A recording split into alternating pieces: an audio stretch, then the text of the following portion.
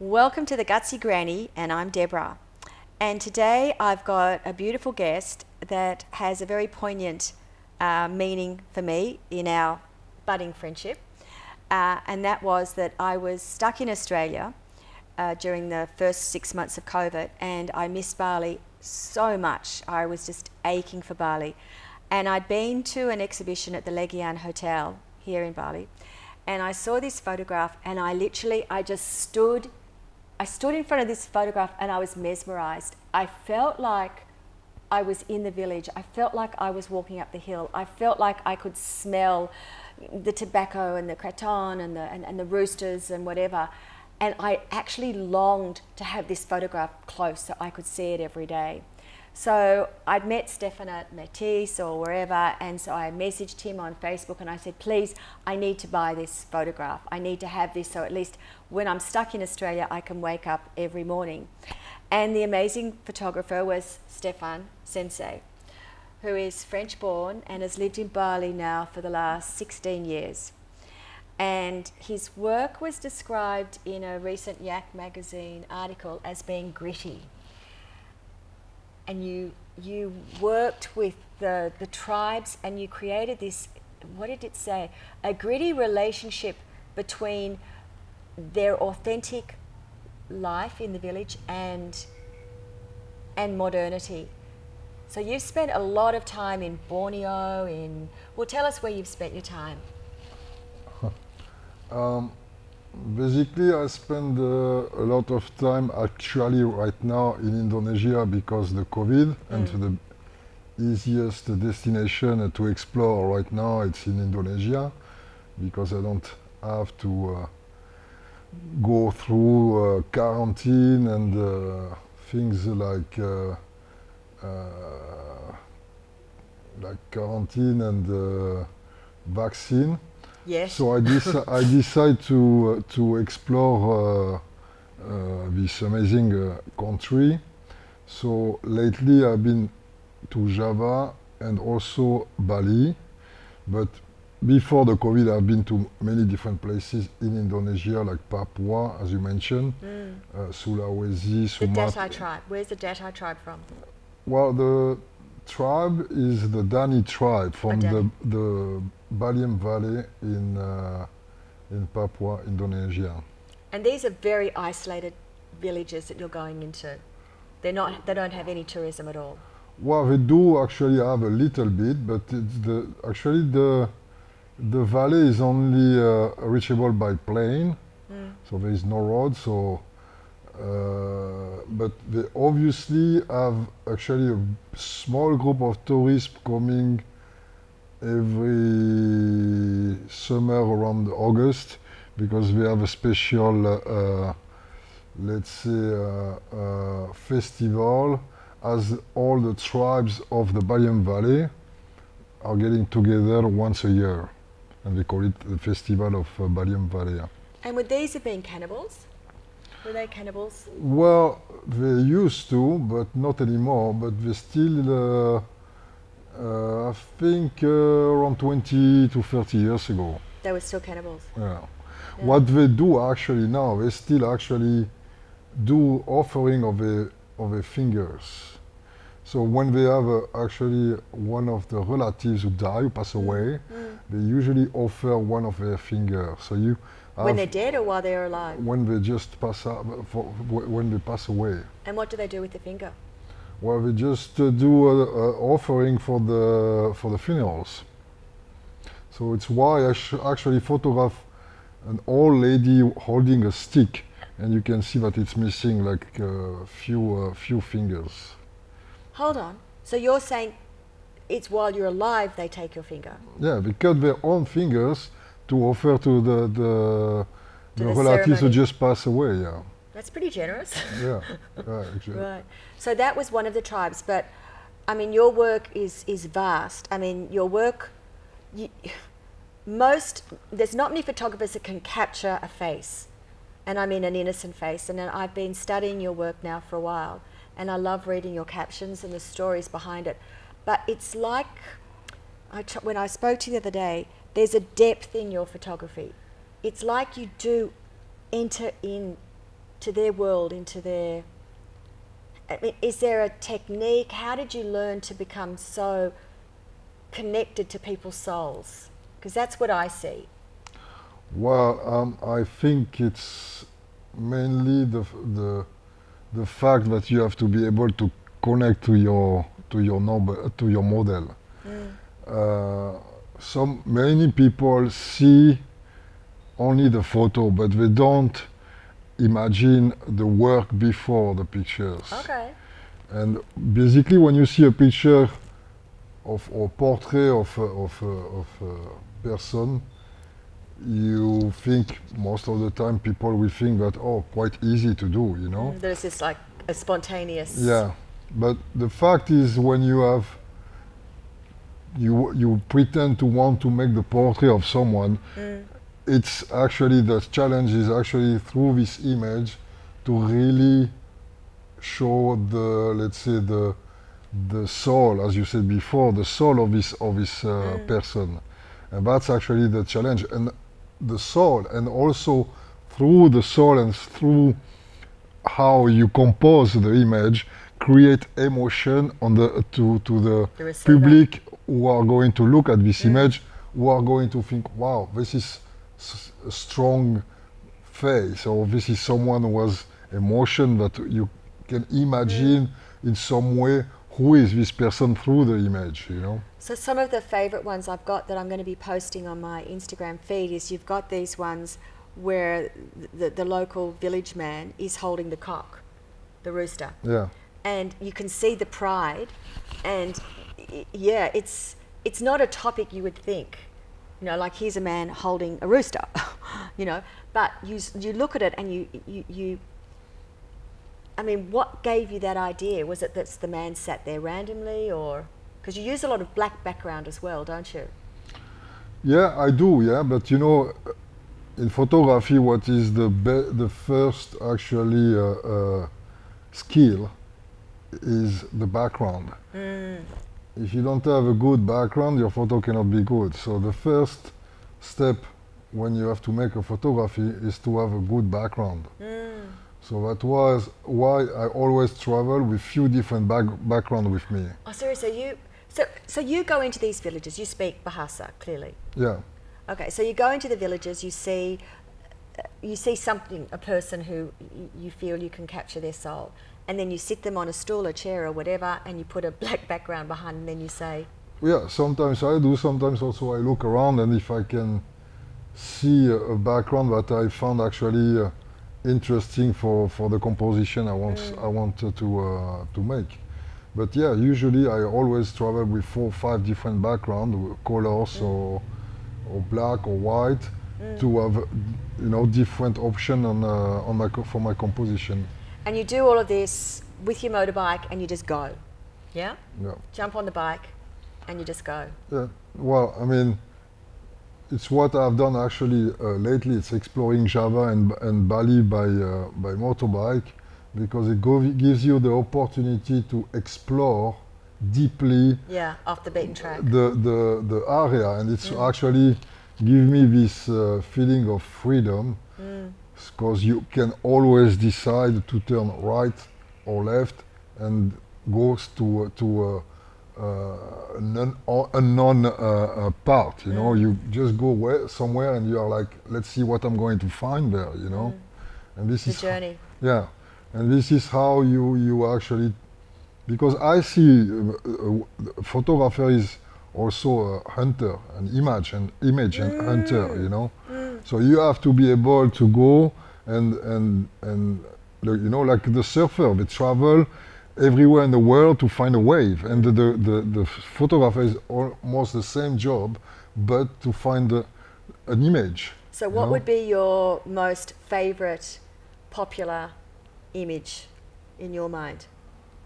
Wow, I've many image. I mean, you know, as I said, each image has her own story, you know, and there is, for example, you were talking about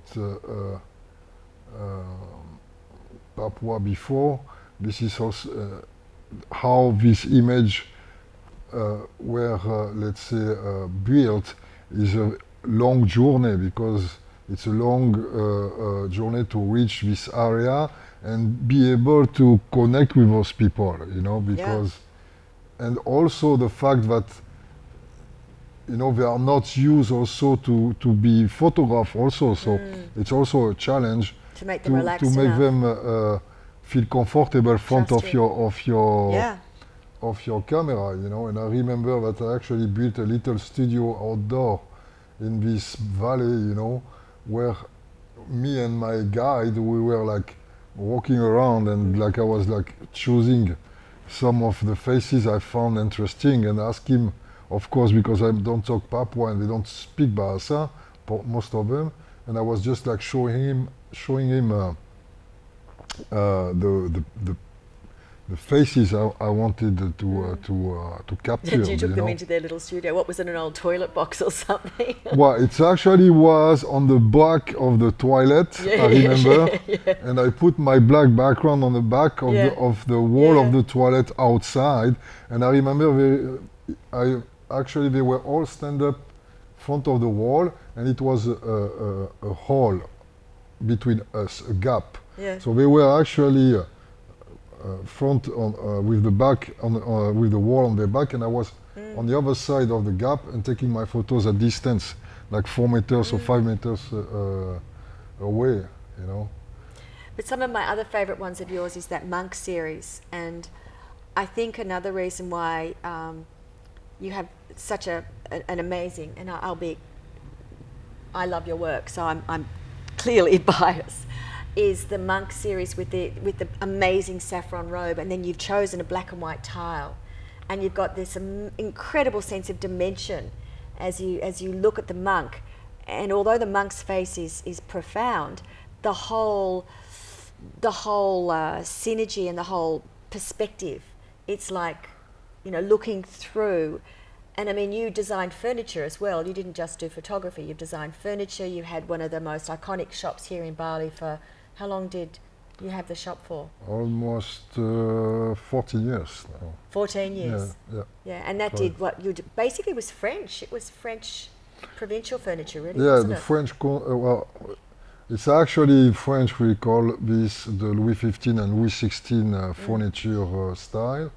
But I was actually looking with my patina and my colors. Because my dad was doing this, I learned this with my dad. The upholstery from your dad. Upholstery or furniture making? Furniture making. Yeah. And so I learned how to paint furniture when I was like something like 14 or 15 or on summertime, because my dad work was actually furniture maker and wholesaler also. You wouldn't think that Louis XVI, did you say? 15 and 16. Louis XV, the sun god, would have been that popular in Bali, but it was. Everyone used to get your furniture, everybody wanted it. But it was also an eclectic shop. I remember always going in there. The actual physical shop was beautiful. Very, very simple though. Concrete, simple, beautiful outdoor, very simple, sort of almost a Zen garden. And then these beautiful pieces that you tweaked again. You know, chairs that were a little elongated, linen fabrics that just you didn't expect to find here. Well, the fact is I was trying to give an artistic touch, or French touch, as you know, as you want to call it, to my shop, or personal touch. You know, I mean, it was actually, for me, it's an heritage from my father, because my father was doing this work also, and I actually learn and get my skills, I think, from him, and then I had to put my personal touch and my personal vision of what I consider interesting in colors or in design, and put all those things together to make an atmosphere or an ambience that fit or match with my taste, and also, of course, to match with the taste of the public. Yeah. But I also seem to feel like you have a Midas touch. I don't know if you know what that means. What, sorry? The Midas touch. Mm-hmm. The Midas touch is an old parable where the man touches everything, it turns to gold. So your shop was very, very popular. Yeah. Your photography is amazing. And now you're going to venture out into doing T-shirts. Yes.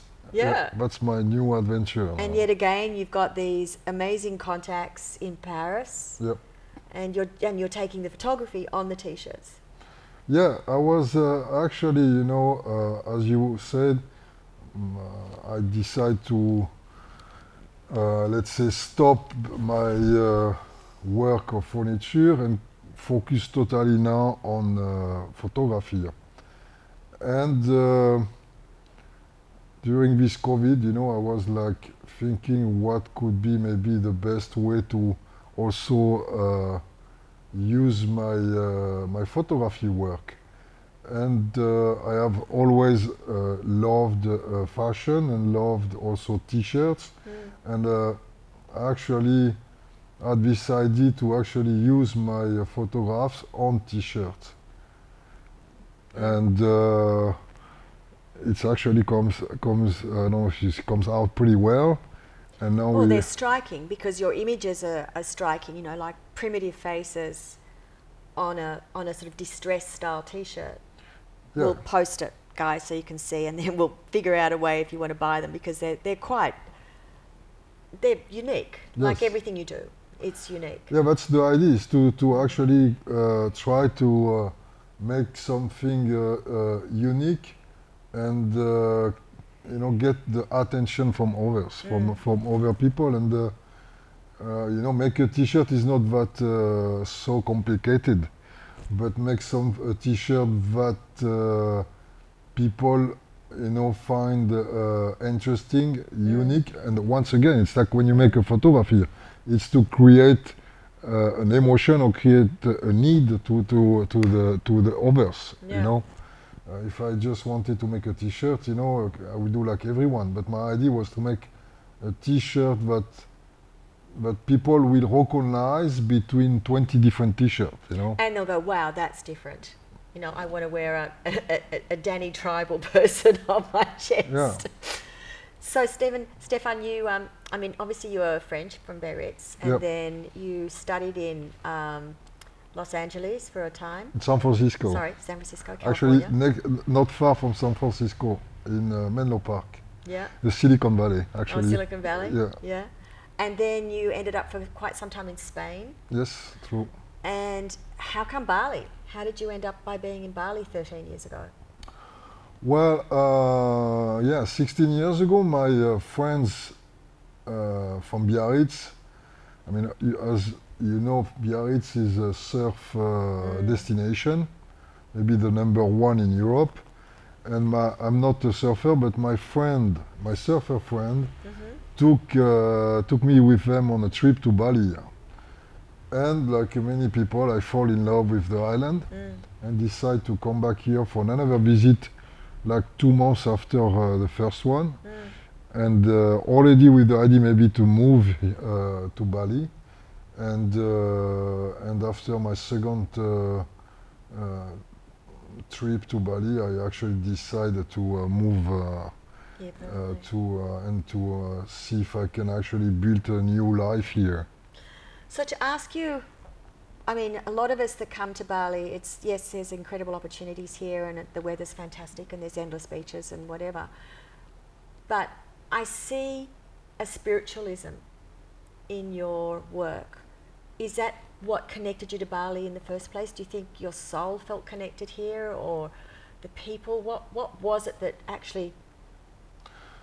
Well, I think basically that Bali gave me the opportunity to find myself, to find who I was clearly, and to clearly tell me where I wanted to go, And I'm still doing my journey, and now actually with those T-shirts I'm starting a new, let's say, step in my life. For people who are creative, this island is actually a source of inspiration, where you can find so many, let's say, details on the street or on a restaurant or anywhere you go, because it's just different and unique, and there is as you mentioned also before, this, let's say, atmosphere and spiritual also ambience that give you, let's say, tranquility in your in yourself, that actually give you probably the right inspiration, you know. So you jumping on your bike, going to remote places with your camera, that is your joy. Is that when your heart is just exploding? Yeah, it's my freedom. It's actually my yeah, it's a privilege to have this kind of adventure, you know, because you know, not so many people have this kind of let's say work or I mean, it's a passion. It's not even a work, you know. I prefer to call it a passion, because it's actually by doing my passion that I found my my direction, you know, my way. And Bali is home forever? Well, I mean, forever I don't know, but it will actually for sure have a special place in my heart, because it's where actually everything actually start for me, you know. Well, Stephane, somehow I don't think you're going to end with t-shirts. Well, I've got a funny feeling that this very clever man will recreate something even more amazing, or evolve in your photography. Maybe we'll find you in the Louvre one day. well. Stephane Sensey, amazing photographer, and thank you so much for spending some time here today talking to me about your beautiful art. And I feel very privileged that I'm allowed to post your pictures on my feed, because I love them so much. So thank you so much for joining us today. Have an amazing day, night, whatever, and love from the Gutsy Granny.